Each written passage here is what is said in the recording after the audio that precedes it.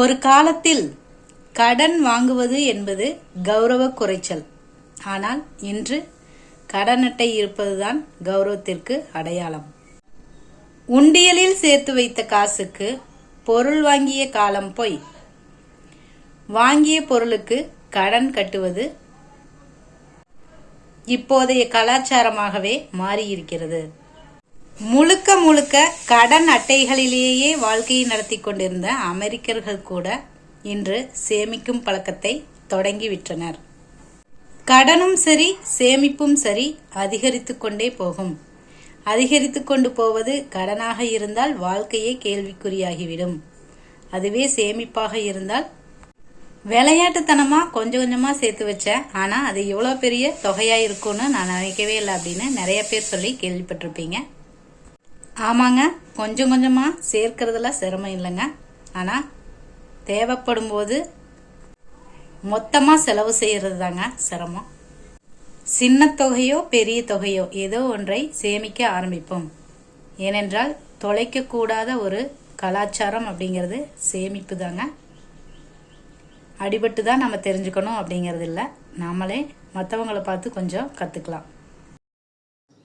Hi friends, welcome to my channel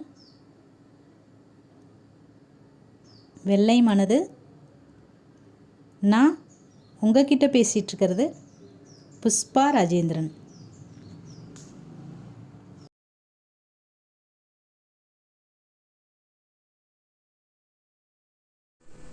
hi friends, எல்லோரும் எப்படி இருக்கீங்க?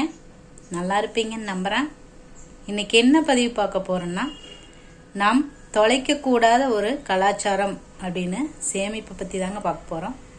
இது எதுக்காக அப்படின்னா, இந்தா அம்மா 2 ரூபா தரேன், அதை உண்டியலில் போய் சேர்த்து வச்ச காசில் ஏதாவது பொருள் வாங்கலாம் அப்படின்னு நம்ம சொல்லிகிட்டு இருந்த காலம் போய் இப்போது எதை நாம் கற்றுக் கொடுத்துட்ருக்குறோம்? கடன் வாங்குறது தான் நம்ம குழந்தைங்க பார்த்துட்ருக்குறாங்க. ஆனால் அது மட்டுமே போதாதுங்க.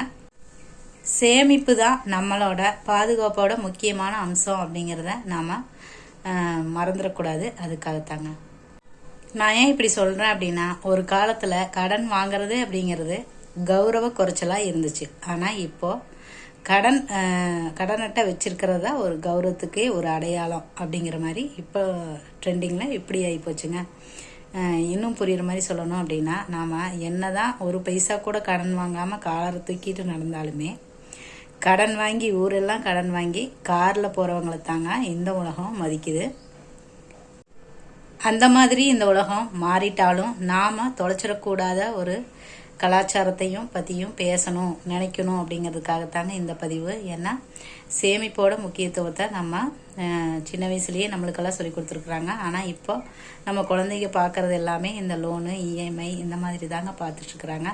அதனால சேமிப்பை பற்றி கொஞ்சம் பேசினா கொஞ்சம் நல்லா இருக்குங்கிறதுக்காகத்தாங்க இந்த பதிவு. கடன் வாங்குறது அவசர தேவைக்கு பணத்தை புரட்டுறது, இது எல்லாமே இந்த காலத்தில் ஈஸியாகிட்டு தாங்க வருது. இருந்தாலும் கடனும் சரி, கடன் அதிகமானாலும் சரி, சேமிப்பு அதிகமானாலும் எது நம்மளுக்கு யூஸ் அப்படிங்கிறத நாம் கொஞ்சம் புரிஞ்சுக்கணுங்க. ஏன்னா கடன் அதிகமாயிருச்சு அப்படின்னா கணக்கு போட்டு பார்த்தீங்கன்னா புரியும். ஆரம்பத்தில் சின்ன தொகையாக இருக்கிறது வளர்ந்து பெருசாக நிற்கும். கடனாக இருந்தாலும் சரி, சேமிப்பாக இருந்தாலும் சரி. கடனாக இருந்துச்சு அப்படின்னா அது நம்மளோட வாழ்க்கையவே சீரழிக்கிறதா மாறிடுங்க. அதுவே சேமிப்பாக இருந்ததுன்னா அதுவே நம்மளோட வாழ்க்கைக்கு ஒரு ஊன்றுகோலாக இருக்குங்க. அதுக்காகத்தான் 10 வருஷத்துக்கு முன்னாடி இருந்த லைஃப் ஸ்டைலை விட இப்போ இருக்கிற லைஃப் ஸ்டைல் அப்படிங்கிறது ஒரு தனி மனிதனை செலவுகளை தூண்டுறது மாதிரி தாங்க இருக்குது. அது நாம் கடன் வாங்கி செலவு பண்ணுறோம், இல்லை எப்படியாவது வியாபாரத்தோட தந்துடும் அப்படின்னு தான் நம்ம சொல்லணும். ஏன்னா அது நம்மளோட செலவுகளை மட்டும்தான் குறி வச்ச மாதிரி இருக்குது. நம்மளுக்கு எதுவும் வருமானம் வர்ற மாதிரியெல்லாம் எதுவும் இல்லை. நம்மளோட ஆசைகளை தூண்டி அதன் மூலமாக நம்ம கடன் வாங்கி கடைசியில் கஷ்டப்படுறது நாம தாங்க. அதனால இதை பற்றி கொஞ்சம் யோசிக்கணும் அப்படிங்கிறதுக்காகத்தாங்க. இஎம்ஐ இதெல்லாமே வியாபார யுக்திகள் தான் அப்படிங்கிறத நாம் கொஞ்சம் புரிஞ்சுக்கிட்டு கொஞ்சம் விழிப்புணர்வோடு இருக்கணுங்க.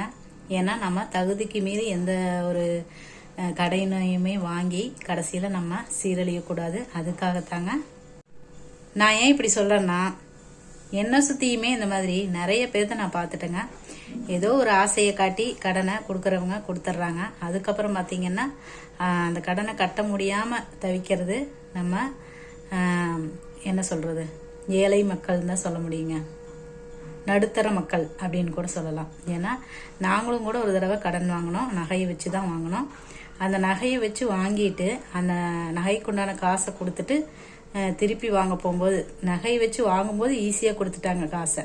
ஆனால் அந்த காசை திருப்பி கொடுத்துட்டு நம்ம நகையை கேட்கும்போது அப்படி அலக்கழிக்கிறாங்க பேங்க்காரங்களே. யோசிச்சு பாருங்க, ஒரு 10 ரூபா சம்பாதிக்கிறதுக்கு நாம் எவ்வளோ கஷ்டப்படுறோம். ஆனால் நம்மளோட காசை 10 ரூபாய்க்கு பதிலாக ஒரு 1000 ரூபா, 1000 ரூபாய்னா கூட பரவாயில்ல, லட்சக்கணக்கில் நம்ம மற்றவங்களுக்கு கொடுக்குற மாதிரி தாங்க இருக்குது இந்த லோன், அந்த மாதிரி இஎம்ஐ இந்த மாதிரியெல்லாம். கொஞ்சம் அதை பற்றி கொஞ்சம் யோசிச்சு பாருங்கள். அப்புறம் இப்போ கௌரவமாக இருக்கிறது கடன் வாங்குறது அப்படிங்கிற மாதிரி தான் கலாச்சாரம் மாறிடுச்சு. இருந்தாலும் இதையெல்லாம் கொஞ்சம் ஈடுகட்டணும் அப்படின்னா சேமிக்கிற பழக்கத்தை கொஞ்சம் நம்ம யோசிக்கணுங்க. ஏன்னா நம்ம தொலைச்சிடக்கூடாத ஒரு கலாச்சாரம்னு தான் இதை சொல்ல முடியும். ஏன்னா நம்ம சின்ன வயசாக இருக்கும்போது நம்ம அம்மாவோ அப்பாவோ யார் தாத்தா யார் கொடுக்குற காசையும் சேர்த்து வைக்கணும், அதுக்குன்னே ஒரு உண்டியல் வச்சுருப்போம், அதெல்லாம் சேர்த்து வச்சுட்ருப்போம். ஆனால் இப்போல்லாம் அந்த காசெல்லாம் எதுக்கு பத்தும் அப்படிங்கிற மாதிரி தான் இருக்குது. இருந்தாலும் அந்த சேமிக்கிற பழக்கத்தை நம்ம கொஞ்சம் யோசித்து நம்மளும் சரி நம்ம குழந்தைகளுக்கும் சரி கற்றுக் கொடுக்க வேண்டிய ஒரு கட்டாயம் இருக்குதுங்க. அதுக்காகத்தாங்க இந்த பதிவு. ஓகே ஃப்ரெண்ட்ஸ், இந்த பதிவு உங்களுக்கு பிடிச்சிருந்தது அப்படின்னா ஒரு லைக் பண்ணுங்கள்.